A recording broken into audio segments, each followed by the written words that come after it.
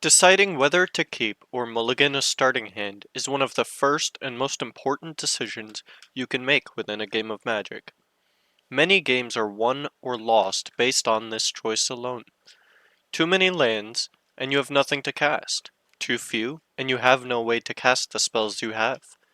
Countless times I've seen people have to mulligan a monster hand because they only had 2 lands. While it's understandable to think of lands as a necessary evil to allow us to cast our spells, there is an inherent opportunity cost that's often overlooked when deciding our starting hands.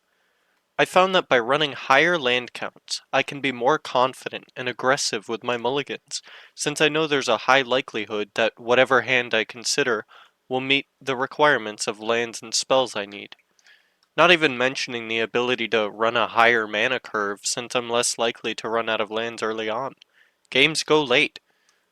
We've all had the games where we run out of lands in hand early on and have to ramp in order to progress our mana, whereas if we just had another land, that would have effectively given us an extra turn, making us less likely to fall behind on tempo. Lands are the strongest card type in Magic the Gathering. Don't believe me? Try building a deck without them and have it perform as well as any other deck. People will pay significant amounts of money or mana to replicate the power of these cards, when these cards might actually just be making things worse for them. Commander is a format dictated by permission. You can only be as threatening as the other players in your pod will allow you to be. Inherently, lands aren't threatening. After all, how could they be, right? How threatening can consistency be? One of the best ways as a color not in blue to stop a control deck is to present a threatening board state turn after turn to get out from under their grasp. But that's not possible if you don't have the mana to cast them. Unless your playgroup doesn't run much removal, the early tempo isn't worth it. These cards are just susceptible to getting swept up in a board wipe or incidental destruction. If we know games are going to go late, let's lean into that. Let everyone use their removal, shutting each other down. Then, while you still have plenty of resources, drown the table in threats and value. Lands have gotten significantly stronger for us budget players. Recently, getting all these clue lands to give us card draw, Kessig Wolfrun and Rogue's Passage to present threats, Tyrite Sanctum for protection. Lands are no longer just basics that tap for a colored mana, they have evolved. We can build out a decent mana base really easily that'll not only give us the colors we need, but also plenty of utility in case we want to use our plentiful mana, but not cards in hand.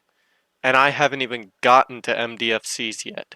These cards are perfect, but only if you can take advantage of them. They increase your odds of having a capable hand dramatically as they count as lands or spells, but realistically, if you don't have enough lands in your deck and in your hand, they're a land every time, and functionally no better than a bland Guildgate. But if you do have plenty of lands, you can start casting them for their front side a lot more often. Additionally, they can give your other tags some padding without any additional slots being taken up. Not to mention the extra synergies with bounce lands. Early game, you can play them for the land side, then late game bounce them back and cast them as a spell. So what lands are even good, and how many should I run?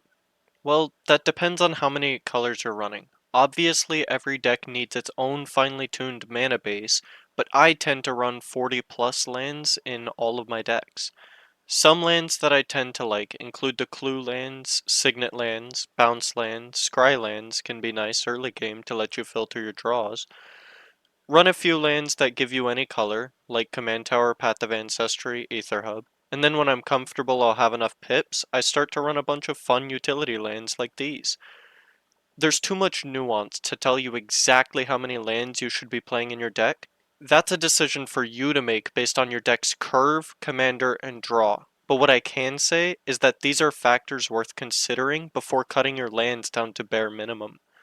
Your decks might survive, but I want to see them thrive. If you think someone you know may benefit from this video, consider sharing it with them so we can all become better deck builders together. This has been Togo's Rock, and I am out.